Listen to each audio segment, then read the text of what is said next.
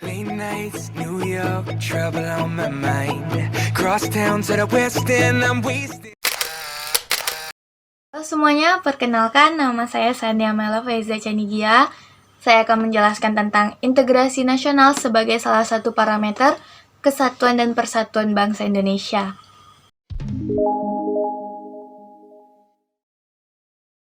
Nah, teman-teman semua warga negara Indonesia kan? Tahu dong Indonesia itu punya banyak daerah, dari Sabang sampai Merauke. Dari Sabang sampai Merauke ini punya banyak kebudayaan, banyak adat, banyak suku, yang tentunya menimbulkan perbedaan di antara kita ya kan. Nah, gimana sih caranya supaya kita bisa bersatu? Namanya suatu bangsa tentu mau dong persatuan untuk negaranya, untuk bangsanya, supaya bangsa ini lebih maju. Gitu juga sama Indonesia. Indonesia ini juga mau negaranya bersatu. Indonesia juga mau bangsanya bersatu. Nah, salah satu pengukur untuk persatuan dan kesatuan kita ini adalah integrasi nasional. Integrasi nasional ini berasal dari kata bahasa Inggris atau bisa kita sebut dengan national integration. Integrasi nasional tadi terdiri dari dua suku kata, ada integrasi dan nasional. Integrasi ini berasal dari bahasa Inggris tadi, adalah integration yang artinya keseluruhan atau kesempurnaan yang bisa kita maknai sebagai kesatuan atau persatuan yang utuh dan bulat. Nah, sedangkan untuk nasional itu berasal dari bahasa Inggris juga, nation yang artinya bangsa, yang menggambarkan bentuk persekutuan suatu bangsa atau suatu wilayah yang berada di dalam satu kedaulatan. Nah, apa sih sebenarnya integrasi nasional ini? Kata para ahli, integrasi nasional adalah suatu bangsa yang menempati wilayah tertentu dalam sebuah negara yang berdaulat. Itu menurut Juliati Suroyo tahun 2002. Sedangkan pendapat lain yang disebutkan oleh Ramlan Surbakti tahun 2010 bahwa integrasi nasional ini adalah suatu proses untuk mencapai keselarasan atau persatuan sebagai identitas nasional. Jadi, dapat kita simpulkan bahwa integrasi nasional ini adalah suatu usaha dan suatu proses untuk mencapai keselarasan atau keserasian di antara perbedaan-perbedaan yang ada di sebuah negara. Nah, integrasi sendiri punya 5 jenis.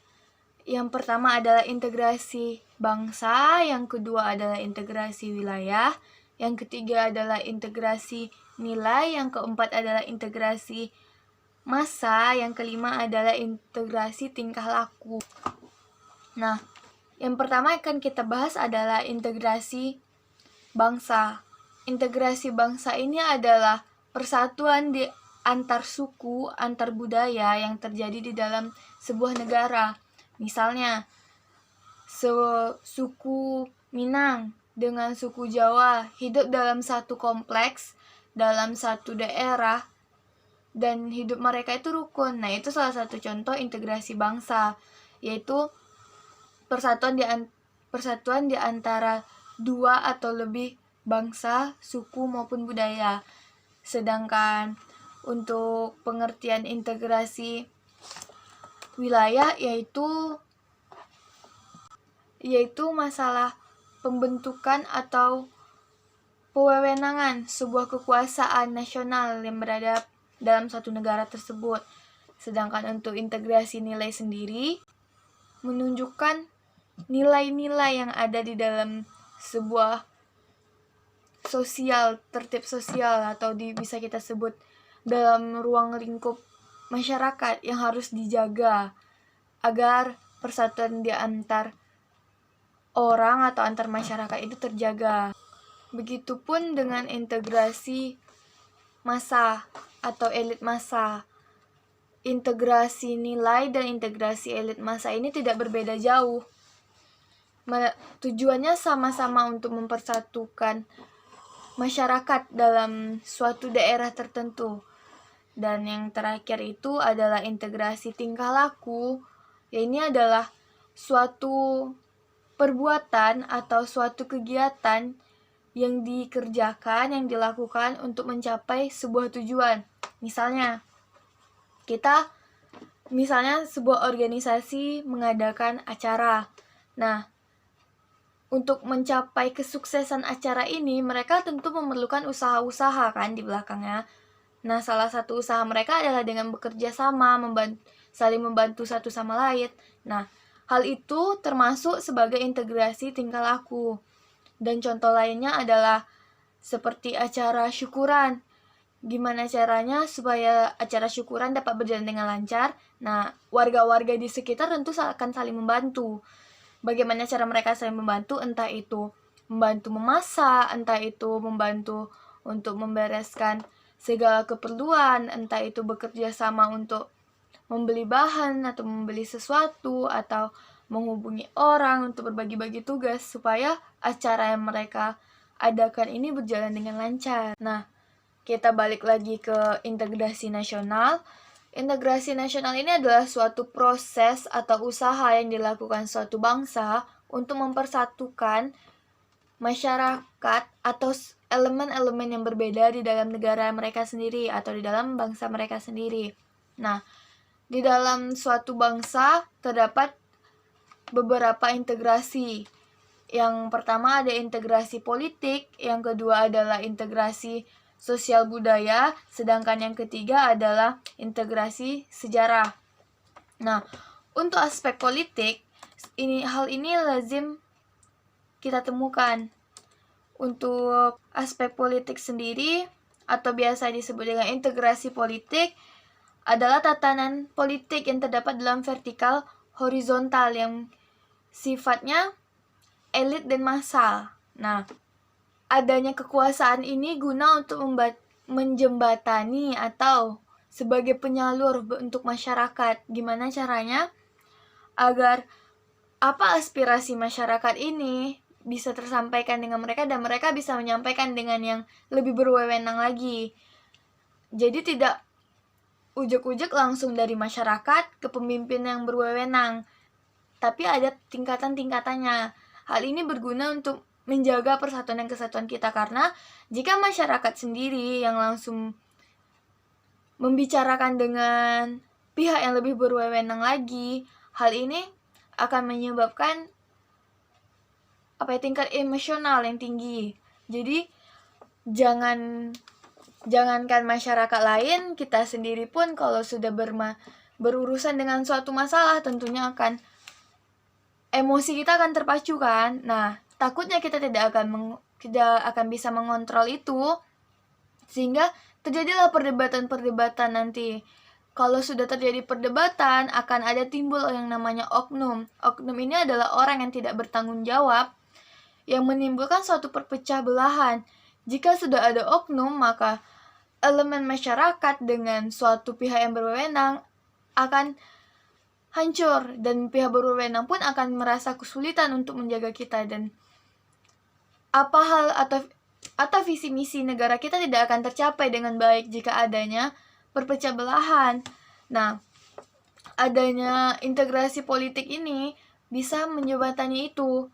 Jadi, misalnya suatu masyarakat ini tidak setuju dengan kewenangan presiden. Nah, masyarakat tidak langsung bilang ke presiden, tapi ada tahapannya. Entah itu masyarakat bilang ke DPR dulu, dari DPR baru disampaikan, dirapatkan, sehingga permasalahan itu tahu alurnya, tahapnya ada. Bukan langsung ini masalah langsung dibicarakan, tidak.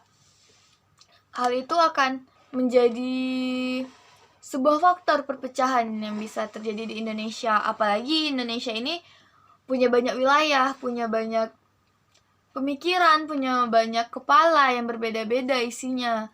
Jadi kita kan nggak tahu juga, bisa jadi hal itu menyebabkan perpecah belahan antara kita. Nah, selanjutnya adalah integrasi ekonomi. Integrasi ekonomi sendiri ini adalah suatu proses saling ketergantungan antar kalau misalnya kita sebut kebutuhan atau keperluan. Misalnya, suatu daerah A ini memproduksi gula. tapi B memproduksi beras. Sedangkan di wilayah A, mereka tidak bisa memproduksi beras, dan wilayah B tidak bisa memproduksi gula. Nah, hal ini yang akan menyebabkan persatuan antara kita nanti. Kita itu saling membutuhkan, yang namanya makhluk sosial tidak ada yang bisa berdiri sendiri, apalagi suatu negara, suatu bangsa. Antar daerah pun akan saling membutuhkan. Nah, salah satunya kan adalah faktor ekonomi. Dengan Sumbar dengan Riau sendiri itu saling membutuhkan. Kita tahu Sumbar itu kan banyak sawahnya. Mereka memproduksi yang namanya beras. Banyak petani-petani yang menghasilkan beras. Sedangkan di Riau sendiri tidak bisa kita menanam sawah kan. Nah, nanti dari Sumbar ini akan disalurkan ke Riau beras ini. Nah, hal itu menjadikan kita ketergantungan dengan daerah lain. Anggaplah kita itu berdiri sendiri, atau kita itu tidak membutuhkan daerah lain. Apakah bisa? Apakah mampu daerah kita menghadapi hal tersebut? Karena tidak ada satu wilayah yang bisa memproduksi semua hal atau menghasilkan semua hal yang mereka perlukan. Karena ketergantungan iklim, ketergantungan wilayah, ketergantungan lainnya yang menyebabkan banyaknya hal-hal yang kita butuhkan dari daerah lain. Kita tahu Riau sendiri adalah penghasil minyak terbesar. Banyak minyak bumi di Riau ini.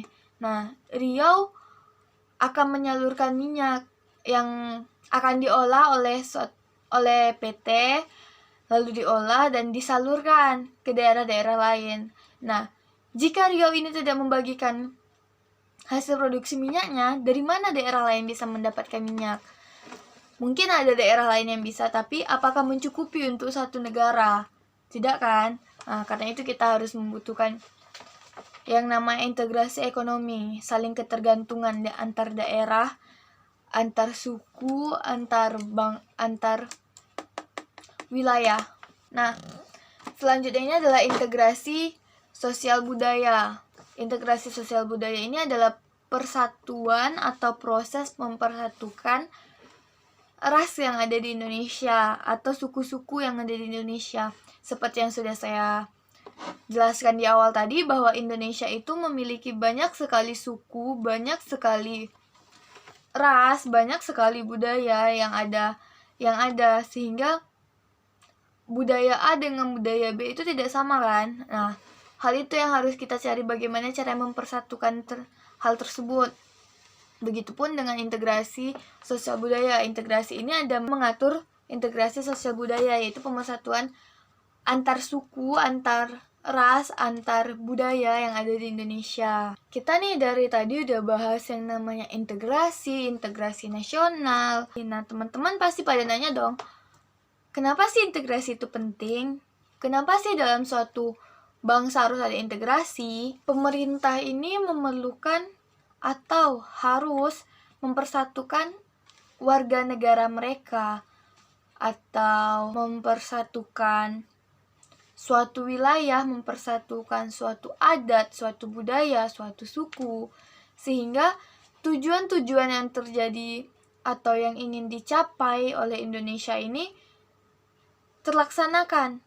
Tetapi sebaliknya, jika pemerintah tidak dapat mempersatukan warga negara Indonesia, tidak dapat mempersatukan orang-orang yang ada di Indonesia, suku-suku, bangsa-bangsa yang ada di Indonesia, hal ini dapat saya yakini bahwa tidak akan tujuan dalam satu negara itu tidak akan tercapai dengan baik atau dengan lancar. Karena apa? Karena suatu hal atau suatu tujuan sebuah negara akan tercapai apabila sebuah elemen-elemen di dalam itu bersatu. Tetapi jika mereka tidak bersatu, bagaimana bisa untuk mencapai sebuah tujuan tersebut? Nah, adanya integrasi tentu ada lawannya. Yang nama integrasi adalah persatuan, tentu ada lawannya pertentangan.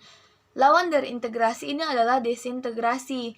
Desintegrasi ini adalah suatu pemudaran dari sebuah golongan atau kelompok-kelompok sosial, sehingga terjadilah perpecah belahan di antara bangsa ini atau di dalam bangsa tersebut. Indonesia sangat rentan untuk terjadinya desintegrasi ini, Karena yang sudah saya jelaskan, yang sudah saya bilang berkali-kali bahwa Indonesia punya banyak suku, punya banyak budaya, sehingga beda-beda pemikiran dari mereka ini. Nah, untuk hal itu kita harus menyikapinya. Kita tidak boleh langsung mengeluarkan unek-unek atau mengeluarkan emosi kita begitu saja, karena hal ini dapat berdampak buruk bagi negara kita sendiri. Salah satu contoh desintegrasi adalah mahasiswa eksodus dari Papua. Kita tahu bahwa banyak sekali kasus-kasus yang terjadi di Indonesia ini yang menyebabkan perpecah belahan. Nah, salah satunya seperti saya sebutkan tadi adalah eksodus mahasiswa Papua. Dari mereka, isu mereka diusir dari asrama mereka ya, atau mereka yang diperlakukan tidak adil, mereka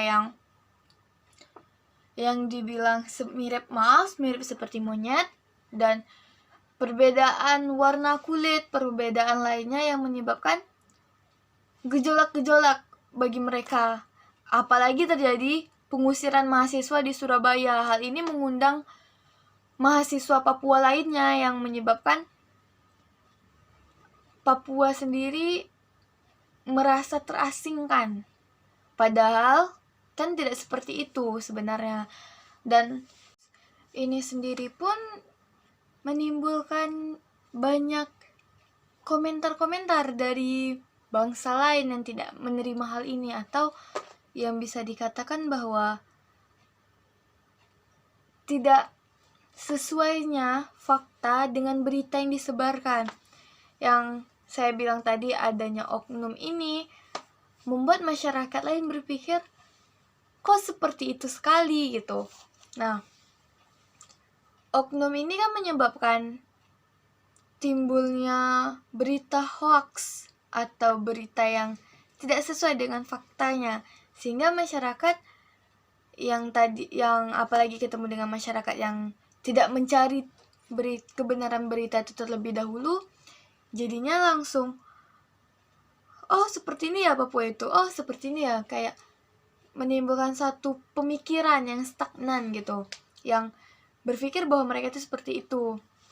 Dan dari mereka pun jadinya berpikiran bahwa tidak ada masyarakat Indonesia yang peduli dengan mereka, sehingga mereka merasa terasingkan, dan timbullah lagi pergerakan Papua Merdeka yang bertahun-tahun lalu pernah digembar-gemborkan, pernah dibicarakan oleh mereka, yang pernah dituntut oleh mereka, atau mereka menuntutkan keadilan, menuntutkan kesetaraan, persamaan perilaku, persamaan sikap yang dilakukan oleh masyarakat terhadap mereka. Dan terjadinya hal itu kemarin, hal itu pada tahun lalu, yang dirasakan oleh mahasiswa tadi ini, timbul lagi lah pergerakan ini, timbul lagi bahwa mereka ingin merdeka, mereka ingin mendirikan sebuah negara, mereka merasa tidak dipedulikan oleh Indonesia, mereka merasa terasingkan dan lain halnya. Dan karena adanya ini, banyak sekali perpecah belahan yang terjadi, banyak sekali pendapat-pendapat yang langsung bisa kita sebut langsung keluar, atau yang namanya netizen jempolnya kan langsung ngetik tuh, kayak cuma baca clickbait berita langsung, oh gini ya. Nah, itu kan berpengaruh juga bagi keberlangsungan negara kita, dan kita harus menjaga Papua ini, karena gimana pun yang namanya dari Sabang sampai Merauke milik Indonesia. Cukuplah Timur Leste saja yang lepas dari kita, jangan sampai Papua juga lepas dari kita. Integrasi ini bisa ada jika kesadaran dalam suatu bangsa, dalam masyarakat itu ada. Jadi kalau misalnya masyarakat sudah sadar bahwa kita ini perlu integrasi, maka yang namanya persatuan, yang namanya kesatuan itu akan tercapai. Dan pemerintah pun mudah untuk, atau tidak terlampau sulit untuk mencapai cita-cita atau visi misi negara kita. Sebaliknya, jika misalnya kita di negara kita ini banyak berpecah belahan, banyak disintegrasi, banyak kasus-kasus yang menimbulkan pecah antar suku, antar wilayah kita ini, maka yang namanya integrasi tidak akan tercapai, persatuan tidak akan tercapai. Saya rasa cukup sampai di situ penjelasan saya tentang bab ini. Saya harap teman-teman semua dapat memahaminya. Sekian dari saya, maaf bila ada salah kata. Wabillahi taufiq wal hidayah. Wassalamualaikum warahmatullahi wabarakatuh. Jayalah negeriku, bangkitlah